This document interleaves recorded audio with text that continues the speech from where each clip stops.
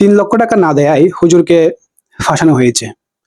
আসলে খবরটি শোনেন, যদি খবরটি সত্যি হয়, যদি হুজুর কোনো দোষ না করে থাকে, তাহলে যে দোষী সে তো অবশ্যই শাস্তি পেতে হবে। আরেকটা বিষয় হচ্ছে, যারা আলেম সমাজের বিরুদ্ধে অপপ্রচার চালাচ্ছে তাদেরও শাস্তি হওয়া দরকার আমি মনে করি। অভিযোগ উঠেছে স্থানীয় মহিলা মাদ্রাসার শিক্ষক আমানুন্নাহ সাগরের বিরুদ্ধে।